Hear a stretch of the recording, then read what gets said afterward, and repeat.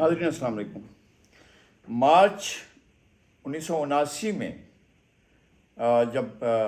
جناب ذوالفقار علی بھٹو کی سزائے موت کے خلاف اپیل کے فیصلے کا وقت آیا تو تمام لوگ اس بے چینی میں تھے کہ سپریم کورٹ کی طرف سے کیا آرڈر آتا ہے۔ تو سپریم کورٹ نے یہ آخری اشرے میں جو آخری 10 دن ہیں جو 20 سے 30 اپریل کے درمیان میں انہی میں ہی وہ فیصلہ سنانے کا فیصلہ کر چکی تھی کہ یہ جناب ذوالفقار علی بھٹو کی سزائے موت کے خلاف جو اپیل چل رہی ہے اس کا فیصلہ 20 اپریل سے 30 اپریل کے درمیان 20 مارچ سے 30 مارچ کے درمیان کیا جانا تھا، اور اس سلسلے میں تمام لوگ باخبر بھی تھے اور لوگ جاننا بھی چاہتے تھے، اور بہت زیادہ پورے پاکستان میں ایک عجیب سا ہیجان، ایک بے چینی تھی، اور تمام لوگ جو ہے ایک عجیب شش و پنج میں تھے، حیرت میں تھے کہ کیا فیصلہ آتا ہے۔ تو فیصلہ آیا تو فیصلے سے پہلے ذوالفقار علی بھٹو نے 4 روز تک سپریم کورٹ کو ایڈریس کیا۔ سپریم کورٹ نے وہ چاہتے تھے کہ ان کو سنا جائے، کم از کم جو ہائی کورٹ تھا، لاہور ہائی کورٹ، جب کیس کی سماعت کر رہا تھا تو بھٹو صاحب نے اس کا بائیکاٹ کر دیا تھا اور ان کا موقف نہیں سنا گیا تھا، اور یک طرفہ طور پر جو ہے انہوں نے اپنا بیان بھی ریکارڈ نہیں کروایا تھا، اور ان کے وکیل جو ہیں وہ اپنی کوشش کرتے رہے لیکن ان کی کوشش کو کامیاب نہیں ہونے دیا گیا تھا۔ ان کی توہین بھی کی گئی تھی، الگ کٹہرہ بھی بنوایا گیا تھا۔ الگ کٹہرے میں مولوی مشتاق حسین نے ان کو الگ بٹھانا شروع کر دیا۔ کہیں بھی ہائی کورٹ میں، کسی بھی ہائی کورٹ کے کسی بھی چیمبر میں یا کسی بھی ہائی کورٹ کے کورٹ روم میں کٹہرہ جو ہے وہ ہم نے نہیں دیکھا ہے۔ یہاں سندھ ہائی کورٹ میں بھی، یا لاہور ہائی کورٹ میں، یا پشاور ہائی کورٹ میں، یا بلوچستان ہائی کورٹ میں، یہاں پر جو ہے وہ کٹہرہ اس طرح سے نہیں ہوتا ہے کہ جناب قیدی کو یا کسی بھی شخص کو اس طرح کھڑا کیا جائے اور اس کے مقدمے کی سماعت ہو۔ تو مولوی مشتاق حسین نے یہ بھی کیا تھا، اور وہ اپریل 78 میں ان کے خلاف فیصلہ آیا تھا، اور اس کے بعد جناب ذوالفقار علی بھٹو نے اپیل دائر کی تھی، اور اپیل کا یہ معاملہ چلتا رہا، اور اس دوران میں 9 ججوں میں سے 2 جج بھی ریٹائر ہو گئے تھے یا بینچ سے نکل چکے تھے، اور باقی 7 جج سماعت کر رہے تھے مقدمے کی۔ اور اس کے بارے میں بعض لوگوں کا خیال تھا کہ ایسا نہیں ہو سکتا ہے، اور سپریم کورٹ کے جج صاحبان شاید یہ فیصلہ نہ کریں اور انہیں سزائے موت نہ دیں اور اتنی سخت سزا نہ دیں،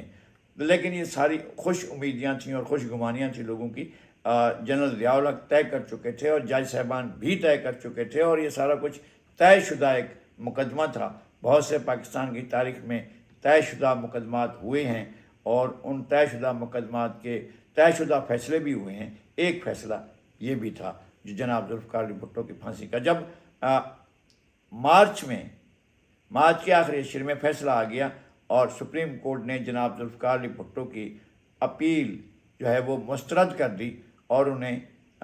4-3 کی اکثریت سے 4 جج صاحبان جنہوں نے بھٹو صاحب کو سزائے موت سنائی تھی، ان میں سے جسٹس انوار الحق اور جسٹس ملک محمد اکرم، اور اس کے علاوہ جسٹس چوہان اور جسٹس نسیم حسن شاہ، یہ سارے کے سارے جج جو تھے یہ لاہور ہائی کورٹ سے سپریم کورٹ میں گئے تھے، جبکہ جن 3 جج صاحبان نے بھٹو صاحب کی سزائے موت کو ختم کیا تھا اور انہیں بری کیا تھا، ان میں جو ہیں وہ ایک پشاور ہائی کورٹ سے جسٹس جی صفدر شاہ تھے، اور اس کے سندھ ہائی کورٹ سے جسٹس محمد حلیم تھے، اور بلوچستان ہائی کورٹ سے بھی تھے، اور سندھ ہائی کورٹ کا بھی حصہ رہے جسٹس دوراب پٹیل۔ ان 3 جج صاحبان نے بھٹو صاحب کو بری کرنے کا فیصلہ دیا۔ اس طرح سے یہ منقسم فیصلہ آیا، اور منقسم فیصلے کے مطابق بھٹو صاحب کو سزائے موت برقرار رکھی گئی۔ تو اس موقع پر ایک رسک لینے کا فیصلہ کیا، کچھ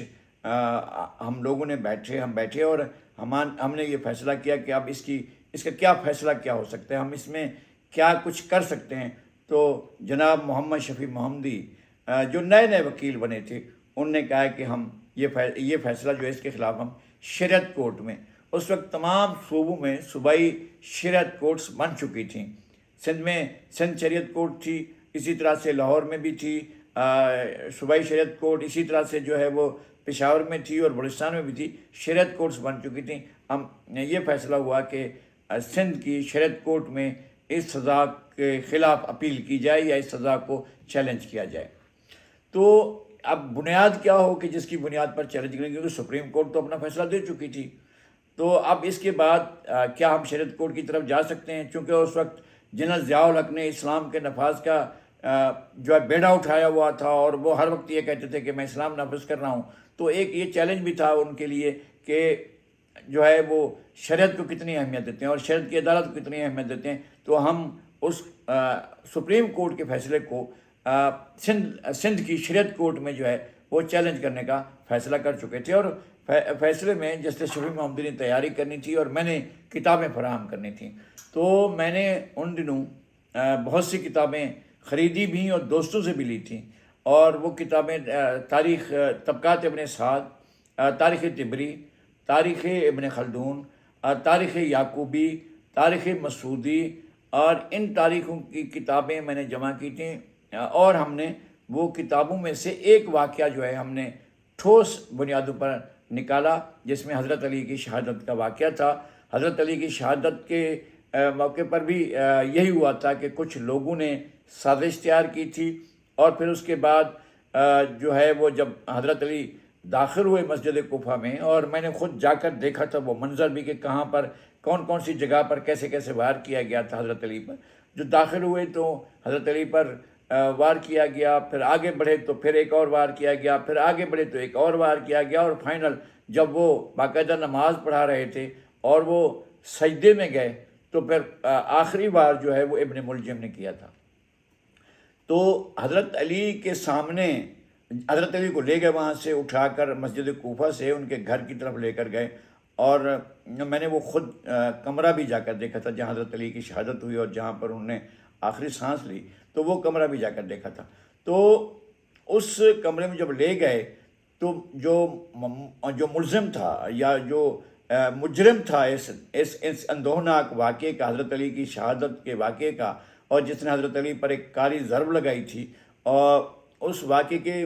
مجرم بھاگ گیا تھا، لیکن اسے پکڑ لیا گیا اور پکڑ کر حضرت علی کے سامنے لایا گیا۔ حضرت علی نے حضرت امام حسن سے کہا تھا کہ اگر میں بچ گیا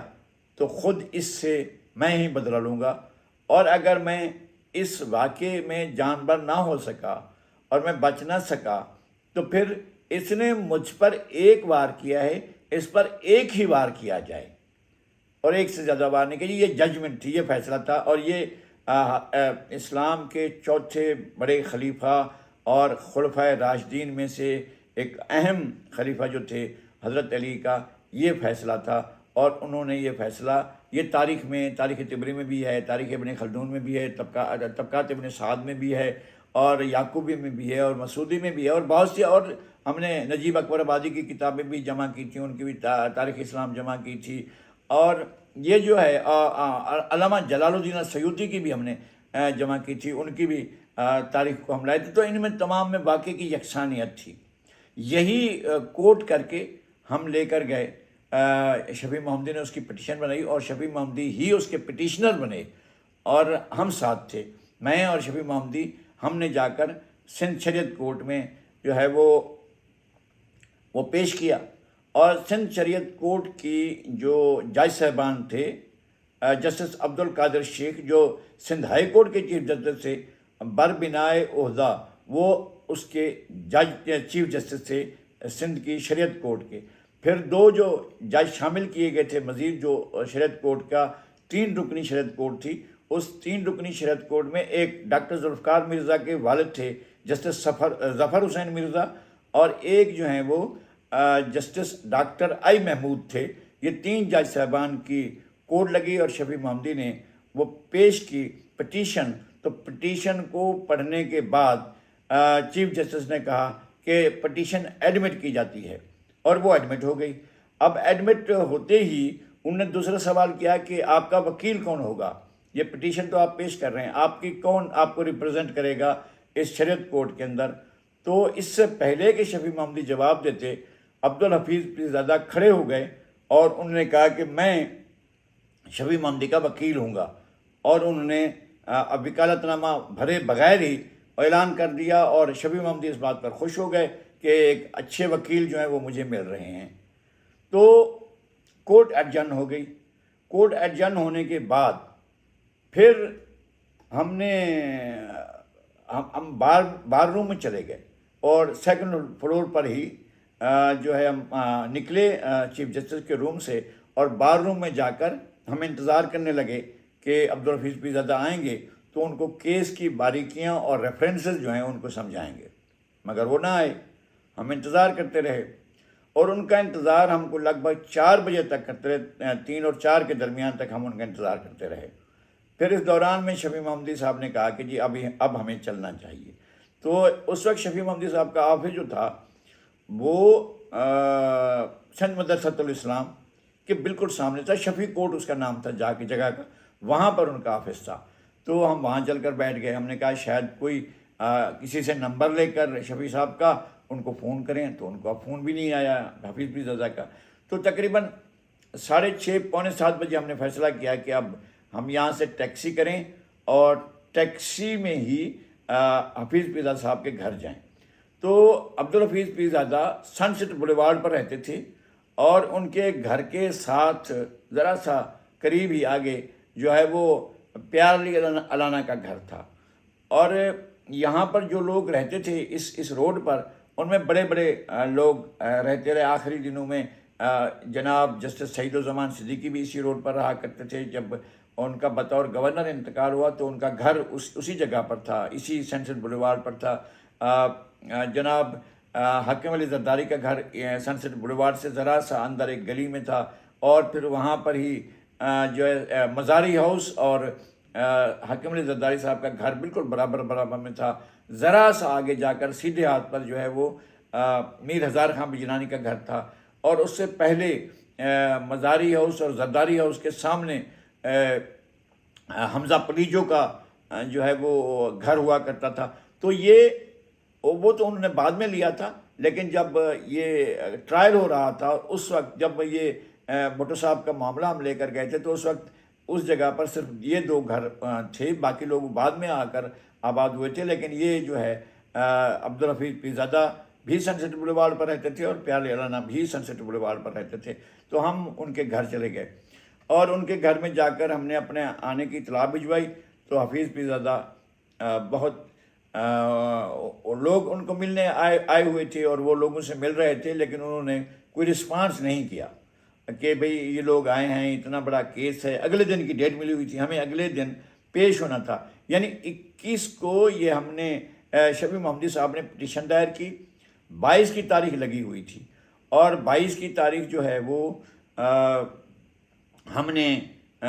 اس کا یہ تھا کہ ان کو بتا دیا جائے، تاکہ کچھ سمجھا دیا جائے، تاکہ یہ جا کر کورٹ میں نمائندگی کریں اور جا کر اس کیس پر اپنی تیاری کر لیں۔ تو لیکن وہ ان کو پرواہ نہیں تھی۔ 7 بجے کے قریب، 7:15 بجے کے قریب ہم پہنچے، پھر 8 بج گئے، اور حتیٰ کہ 9 بج گئے۔ تو 9 بجے کے بعد انہوں نے بلوایا، اور شفیع محمدی صاحب آگے، اور میں ان کے پیچھے تھا۔ میں ایک ایسے ہی چھوٹا موٹا صحافی تھا، حالات جیسے اخبار جو ہمارے دوست منظر جعفری نکالا کرتے تھے، اس اخبار میں ہم کچھ ایسے رپورٹنگ وغیرہ کر لیا کرتے تھے، یا کوئی کام کر لیا کرتے تھے۔ تو ہم یہی سمجھ رہے تھے کہ ان کے ساتھ ایک صحافی کے طور پر میں بھی ان کے ساتھ ہی تھا۔ تو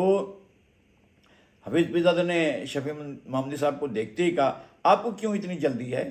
آپ کو پتہ نہیں ہے کہ جو ہے وہ آپ نے تیاری کر لی ہے، ایڈمٹ ہو چکی ہے، اب تو ہم جو ہے اس کیس کو لڑیں گے، اور ایسا لڑیں گے کہ دنیا دیکھے گی۔ اب تو بھٹو صاحب کو پھانسی ہو ہی نہیں سکتی، کوئی کر ہی نہیں سکتا ہے، یہ ڈیتھ سینٹنس تو اڑ جائے گی۔ اب یہ کیس جو ہے آپ نے بڑا مضبوط وہ کیا ہے، اور ہم اس پر ابھی ڈیٹ لے لیں گے، اور اسٹے بھی لے لیں گے، اور کہہ دیں گے جی اسٹے بھی کر دیں، تو ہمیں شریعت کورٹ جو ہے اسٹے دے دے گی، پھر بھٹو صاحب کو پھانسی نہیں ہو سکے گی، اور پھر ہم آگے کیس لڑیں گے۔ تو ہم نے کہا کہ ٹھیک ہے، اب پھر مل لیں گے، جب نئی تاریخ لے لیں گے تو پھر حفیظ پیرزادہ صاحب کو سمجھائیں گے کہ کس طرح سے یہ تیاری کی گئی ہے۔ تو ہم واپس آ گئے۔ اگلے دن صبح سویرے پھر ہم کورٹ میں پہنچے۔ کورٹ روم جو تھا 2nd فلور پر بھرا ہوا تھا. چیف جسٹس کا جو کورٹ روم تھا اس میں تل دھرنے کی جگہ نہیں تھی, کرسیاں بھری ہوئی تھیں, اور جو گیلریز بنی ہوئی ہیں وہاں پر لوگ تھے, اور لوگ کھڑے ہوئے تھے, وکلا تھے, عام پیپلز پارٹی کے ورکر تھے, لیڈرشپ بھی تھی, اور یعنی تل دھرنے کی جگہ نہیں تھی, اور لوگ بہت خاموش بھی تھے, یعنی کوئی شور شرابہ ہل ہنگامہ بھی کچھ نہیں ہو رہا تھا. تو ایسے میں جو ہے وہ آواز لگائی گئی کہ جج صاحب آ رہے ہیں. سارے لوگ کھڑے ہو گئے, اور پھر اس کے بعد تینوں جج صاحبان آ کر بیٹھے.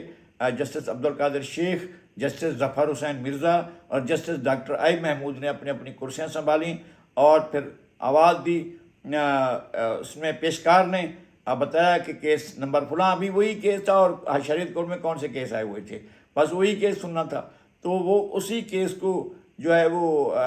اس کی آواز لگائی گئی. تو حفیظ پیرزادہ موجود تھے. تو سپریم جو جج تھے, چیف جسٹس جو تھے, جسٹس عبدالقادر شیخ,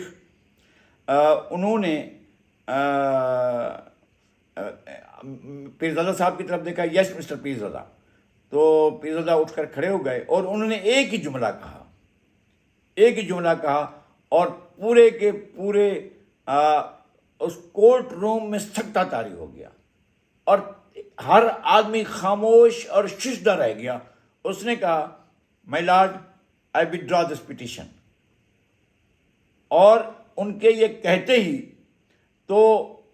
اس نے کہا, چیف جسٹس نے, پٹیشن withdrawn اینڈ ڈسمسڈ اور ڈسچارج. تو اس کے بعد جو ہے تینوں جج صاحبان اٹھ کر چلے گئے. تو شفیع محمدی نے حفیظ پیرزادہ سے پوچھا کہ یہ آپ نے کیا کر دیا, یہ آپ نے پٹیشن کیوں واپس لے لی؟ تو پیرزادہ نے شفیع محمدی کو گھورتے ہوئے کہا کہ آپ کو پتہ نہیں ہے کہ ہم ریویو میں گئے ہوئے ہیں سپریم کورٹ میں, اور سپریم کورٹ نظر ثانی میں ہمیں ریلیف دے رہی ہے,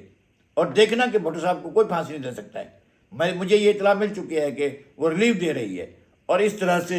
ہم اٹھ کر واپس آ گئے, اور ایک بہت بڑا امکان بھٹو صاحب کو بچانے کا, یقینی امکان جو تھا, وہ ختم ہوا. اس لیے کہ پیرزادہ نے پٹیشن واپس لے لی تھی, اور پٹیشن وڈرا کرنے کے بعد وہ پٹیشن خارج کر دی گئی تھی, اور اس کا اثر نہیں ہوا تھا. ناظرین, ابھی اتنا ہی, اور ہم پھر آئیں گے اور آپ کو اس سے آگے کی کچھ اور کہانیاں بتائیں گے کہ 3 اور 4 اپریل کی درمیانی رات میں کیا کچھ ہوتا رہا اور کیسی باتیں ہوتی رہیں.